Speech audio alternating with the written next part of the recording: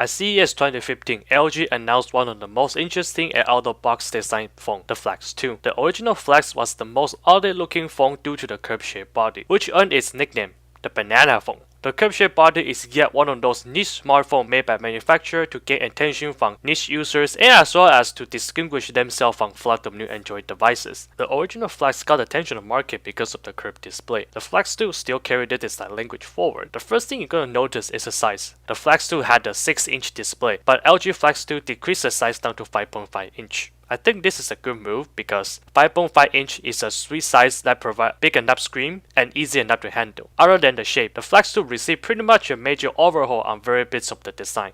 The body is much more stylish than the Flex. The edges and corners are much more refined and thinner. Therefore, there's no bottoms or port located at either side. The power and volume rocker take out the iconic backlit design. The buttons can be easily accessed by index finger, so there's no troubles there. The curved-shaped body feels very comfortable in the palm of your hand. The bottom line is you will not feel weird when transitioning from a regular phones. Even though the Flex 2 may disappoint those who into really big screens, but compare Flex 2 to the Flex, it is a much better and refined phone. The original Flex always give me a feel that LG simply take a flat screen phone and bend it curve. Within the package of the beautiful design lays the gorgeous Full HD screen. It may not be the Quad HD screen people have been hoping for, but it does bring the Flex 2 to mainstream specs. The screen colors, reproduction, and saturation is very good. It provides an excellent viewing experience. However, one thing to remember is that the first Flex only has a 720p screen, which provides a not so great viewing experience, so the Full HD screen is a welcoming improvement. Sure enough, the curved body does provide a really good cinematic experience on the go. Not only it is really comfortable to view video with your friends or by yourself. I personally found out it is a pleasure to read text on it too.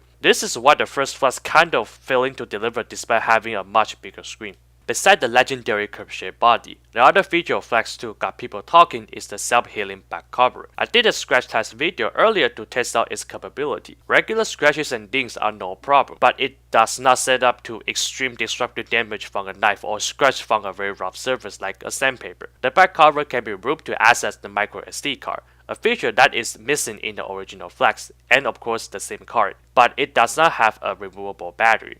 High behind the screen is Snapdragon 810 and 2GB of RAM. The Snapdragon 810 stirred up a lot of controversy due to the overheating problem, but LG still went ahead and equipped it to their Flex 2. The way LG overcome the overheating problem is actually throttled down on the CPU, but even with the CPU throttled down, the older Snapdragon 805 still has no match against the 810, and the CPU will power your way through pretty much anything you throw at it. In my everyday use, the phone can easily handle dual application of me watch YouTube video and check my email simultaneously and provide a smooth and excellent gaming experience of the newest game out there. The device will get a little bit warmer than my Note 4, but not to a point that the phone will shut itself down. The 2GB of RAM may not sound too exciting, but keep in mind most of the 2GB RAM device out there still use DDR3 memory, while Flex 2 is a DDR4 memory.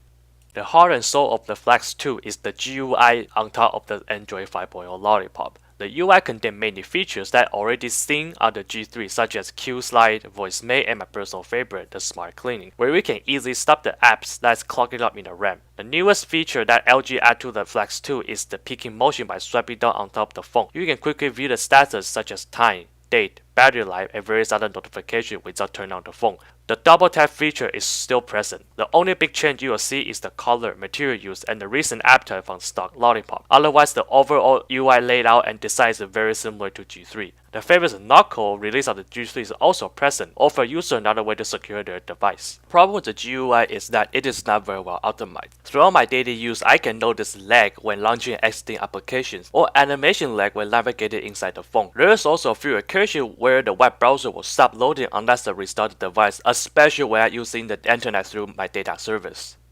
One thing I like to point out is the design flaw of the GUI. For example, there is no shortcut for voice assistant like on the Samsung or Apple device by long press the home button. The only way to use it is to access the app manually inside the menu or using the voice command to launch it only at the locking screen. This kind of reduces its convenience. The GUI may be a little disappointed to me, but the camera provides a welcoming change. Thanks to the laser guided technology, the autofocusing on the device is blazing fast. The camera setting inside the Flex 2 is very clean. You only have 3 settings: auto, panorama, and dual capture. This really put the camera at its ability to provide the correct setting at any given situation. The camera on the phone is very good. For instance, if you happen to be at a convention where there's a lot of strong interior light and stage light, the camera's white balance does an amazing job to ensure the best possible result. The picture of the outdoor on the side is vivid, showing great quality. The 30 megapixel camera records lots of detail of the scene. However, once you step indoor, the shot under regular lighting will tend to be washed out. This is more particularly visible on an object with vivid colors. The low light shots has a bit of noise, but I think it still does a decent job to capture an acceptable picture. Hopefully there's an update to fix those problems. The front-facing camera featuring a 2.1 megapixel, which according to today's standard is quite low, and lack of wide angle on the lens make it quite disappointing for selfie fans. The battery life on the back too is quite good. The 3000 mAh battery can get through a day with one charge despite some gaming and lot of web browsing, and of course watching lots of YouTube videos. If I use the phone conservatively, then I can return home around 60% of power left. If you are really struggling for power, then Flex 2 comes with fast charging, which can charge your phone to 50% in 38 minutes, and slightly over an hour for a full charge. Overall, the battery life is quite on par with many smartphone out there, so technically does not really stand out. There you have it guys, this is my review of the LG Flex 2. Even though the GUI is largely the same as G3, the Flex 2 is still quite an improvement over its predecessor. For example, laser guided autofocusing and optical image stabilization for the camera, Full HD screen, fresh design, and newer GUI compared to the Flex. But the software did let the Flex 2 down and failed to really demonstrate the capability of Snapdragon 810.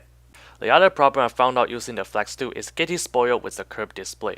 This is a problem because this may be a trick by LG to promote their sales of curved screen TV and computer monitor that cost a fortune. This will put your wallet in a serious danger. The Flex 2 may not be a device to showcase LG in 2015, but it is still a solid phone. If you are a first-gen Flex owner, you will like the improvement over the Flex 2. If you are looking for a phone that offers cinema experience while you comfortably watch video and play games, this is also another solid choice. But if you are just simply looking for an all-around new device, then I would suggest look elsewhere. The Flex 2 does not offer an upchange for a 2015 flagship standard. What do you think of the Flex 2? Do you think it can stay up to the standard of 2015? Or what kind of improvement were you hoping to see on the Flex 2 originally? Leave your comments below, and as always, I'll see you guys next time. Thanks for watching. If you really like my video, please hit the like and subscribe button.